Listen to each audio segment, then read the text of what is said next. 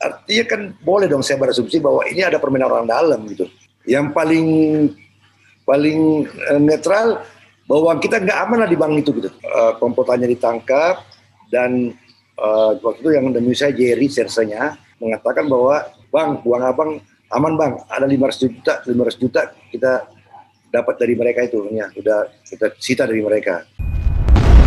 Tagar Institut, Jurnalisme dan Riset.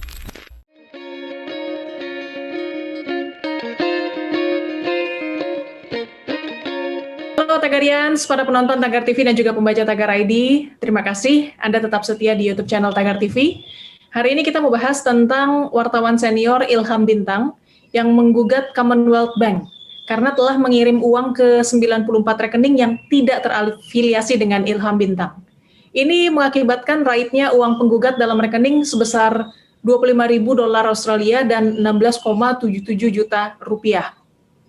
Kasus pembobolan rekening ini terjadi saat Ilham Bintang sedang liburan ke Australia pada Januari 2020 lalu yang berawal dari pembobolan SIM card Indosat miliknya. Jadi pelaku berpura-pura sebagai Ilham Bintang dan meminta penggantian SIM card di gerai Indosat Bintaro Jaya Exchange. Nah, untuk membahas masalah ini lebih lanjut, saya, Kori Olivia, sudah bersama dengan wartawan senior, sekaligus Dewan Kehormatan PWI Pusat Ilham Bintang. Halo Pak Ilham, apa kabar Pak? Ya, selamat sore Mbak Kori. Selamat sore. Sehat ya? Sehat Pak. Pak Ilham juga sehat? Alhamdulillah baru tadi swab antigen. Waduh, sehat-sehat terus ya Pak ya? Iya, karena saya kan berjalan pagi, tiap pagi jalan sama teman-teman, jogging, ya rutin aja periksa check up perlu kan daripada. Mantap. Pak Ilham, boleh diceritakan Pak kronologi peristiwa Commonwealth Bank ini gimana sih Pak? Jadi kronologi peristiwanya hampir sama kan berbarengan ya, hampir simultan tuh dengan Indosat. Tapi saya mau mengatakan Combank ini lebih spesifik lagi gitu. Karena sampai hari ini bersikuku bahwa dia tidak melakukan kesalahan. Meskipun secara hukum terbukti bahwa uang saya hilang di tempatnya dia gitu. Bahwa terbukti yang mengambil uang saya itu pelakunya ada dan sudah dihukum, tetapi uang saya itu hilang di tempatnya dia. Ini problemnya, ya kan? Sebab kalau orang lain mengalami hal yang sama dan tidak ada pertanggungjawaban itu berbahaya betul itu. Banknya bisa seenaknya nanti pokoknya sistemnya dia pakai sistem tanpa perlu pengujian apakah sistemnya benar apa tidak, kan itu yang mesti dikontrol juga. Nah ini alasan saya antara lain untuk menggugatnya Mbak Kori. Karena dia bertahan bahwa saya mengatakan rekening itu saya buka 2 tahun sebelumnya itu hanya untuk melayani transfer bulanan anak saya yang kuliah di Melbourne itu. Jadi praktis saya cuma sekali sebulan ke Melbourne saya pakai ATM-nya gitu kan. Tapi ini 94 kali tidak terdeteksi oleh pihak bank. Yang saya maksud bahwa apakah tidak ada misalnya semacam chip itu untuk mengenali karakter. Kenapa saya mengatakan seperti ini? Karena saya juga dibobol di beberapa bank oleh karena kasus ini. Ambil contoh misalnya BNI. Ketika 10 kali transaksi dengan jumlah yang hampir sama, langsung shutdown. Langsung di stop. Yang dia gantung tuh transaksi. Begitu aja dengan Citibank, BCA. Tabungan BCA saya malah aman sama sekali. Ya kan? Di handphone yang sama. Oke. Ini 94 kali transaksi. Lalu saya tanya sama waktu ketemu di OJK, logikanya kan saya cuma boleh keluar 10 juta per hari kalau yang pakai ATM. Dia bilang, Bapak itu membuka 2 rekening baru.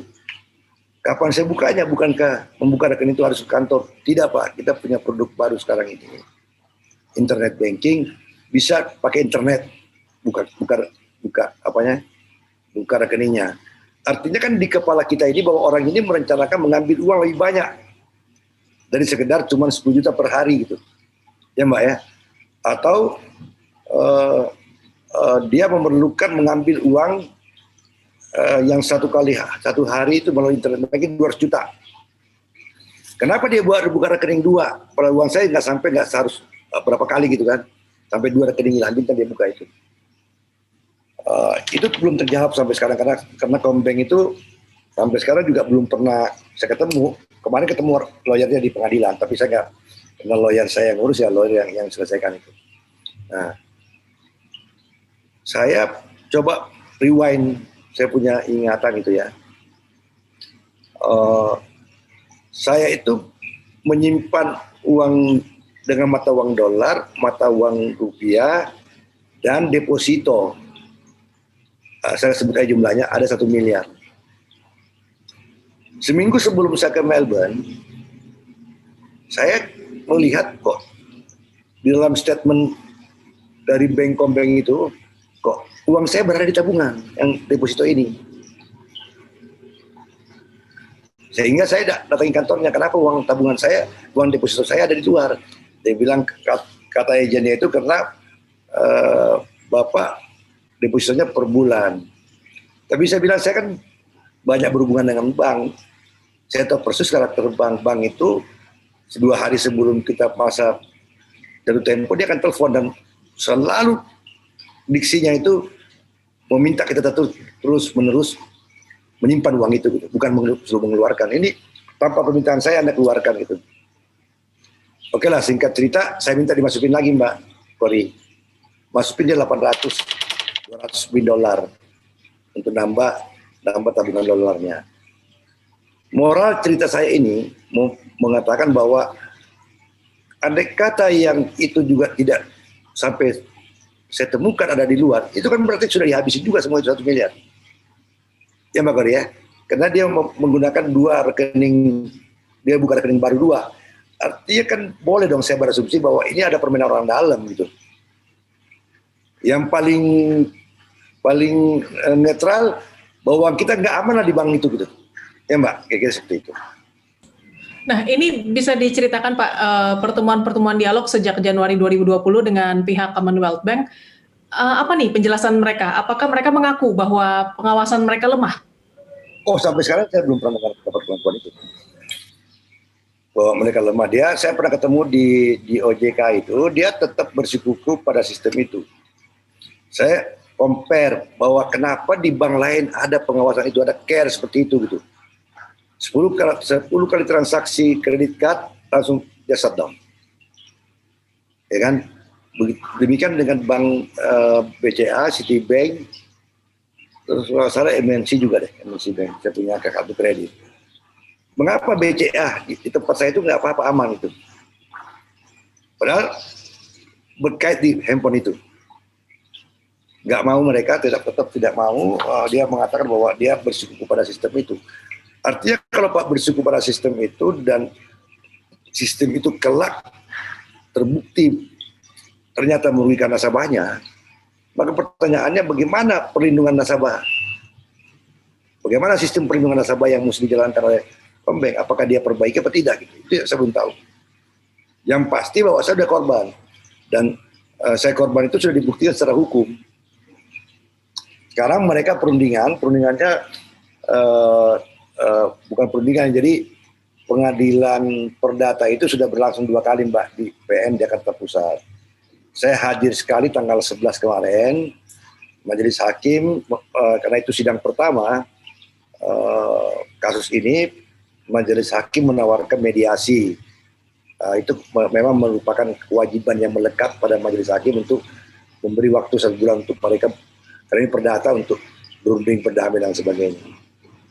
Nah, itu baru 18 kemarin sidang lagi, tapi berhubung karena hakimnya sakit atau apa, ditunda lagi tanggal berapa tuh? 25 ya, 25 Januari. Nah, tapi Pak, dari Commonwealth Bank sendiri apakah pernah menawarkan jalan damai? Misalnya bersedia membayar kerugian tanpa harus diproses pengadilan gitu? Oh, itu masih pertama waktu saya masih di Melbourne, Mbak.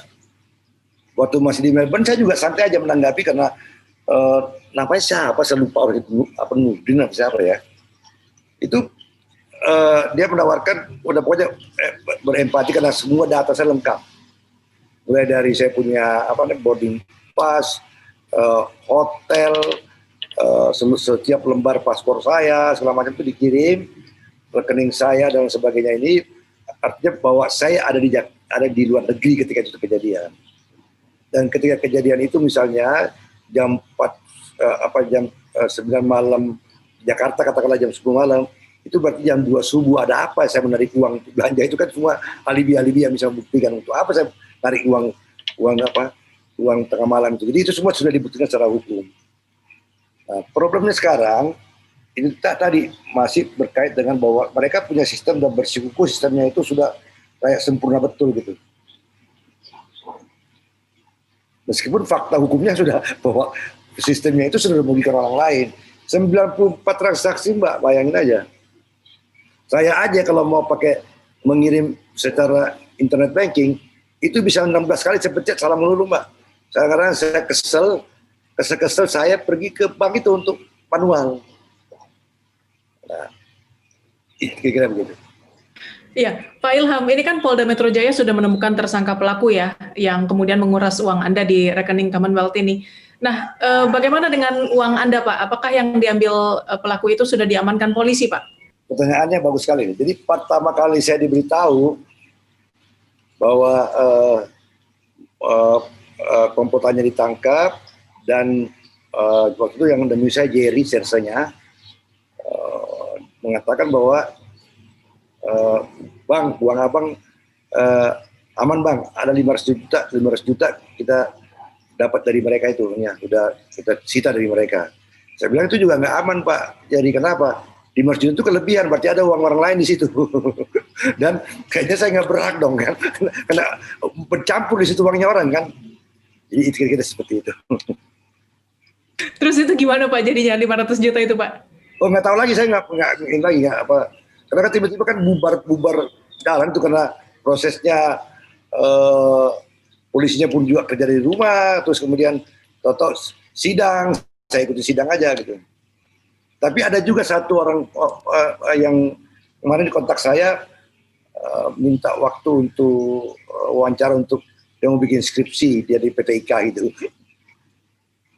Ya, Pak Ilham, ini sebelum kejadian ini, Pak Ilham sudah berapa lama menjadi nasabah Commonwealth Bank? Dan Commonwealth Bank itu 2 tahun. Pas anak saya, 3 tahun kali.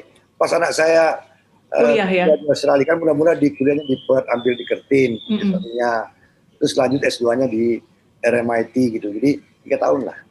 Nah, setelah kejadian itu tetap menjadi nasabah Commonwealth Bank? Enggak, salah berhenti, apaan. Tarik semua. Nggak bisa dipercaya kan, dia berkeyakinan pada bagaimana sih Mbak, kita yakin bahwa sistem kita benar, tapi kan nggak punya moral bahwa karena sistem itu juga ada korban gitu. Jadi dia punya sistem dari mesin aja. Ya, dan mereka juga tidak mau memperbaiki ya? Iya, faktanya kan sampai sekarang tuh minta maaf juga enggak gitu. Ya, Pak Ilham, mungkin Anda ada pesan kepada masyarakat agar tidak mengalami hal serupa seperti Anda, terutama dalam berurusan dengan bank? Ini serba salah Mbak, memang kan kita ini manusia modern ya, manusia yang memang bergerak di bidang yang memang memerlukan IT gitu. Ya kan? Ambil contoh saja di masa pandemi ini justru IT itu yang berperan. Anda mau belanja kemana kan, mau tutup segala macam, mau buka pun Anda takut, Anda kan mesti pakai IT untuk menggunakan aplikasi dari marketplace itu kan Anda mesti pakai itu, dan kemudian kan menggunakan juga aplikasi bank itu gitu.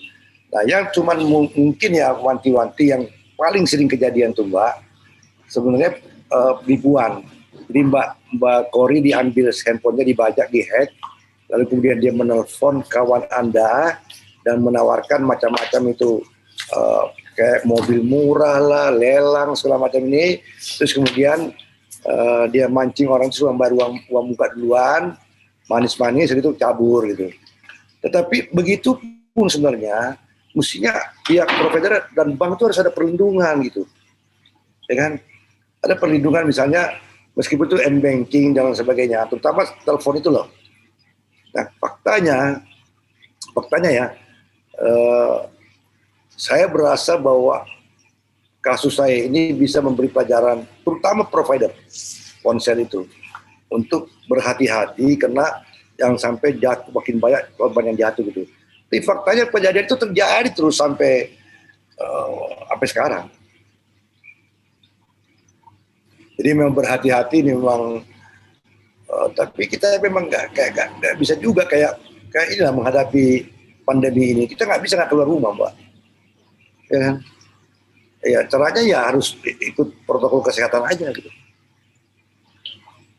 Nah, begitulah rupanya fasilitas perbankan, fasilitas yang diberikan oleh para provider itu. Gitu. Nah, cuman masalahnya kan yang mengetahui sistem itu kan mereka yang tahu. Mestinya ada uji coba lah. Ya ada eksperimen bahwa sejauh mana mekanisme mereka itu sudah menjamin perlindungan dari berbagai modus kejahatan itu. Itu yang belum saya lihat, itu yang belum dilakukan. Karena bukan hanya Kombank loh, ada banyak bank semua Mbak sebenarnya, itu masalah. Bukan hanya Kombank, provider juga sama, bukan hanya Indosat, semua merata gitu. Ya, yang penting dari kitanya tetap hati-hati ya Pak ya? Ya kita jadi satpam jadinya Mbak. Dulu kita taruh uang di bank supaya kita tidak jadi satpam di rumah.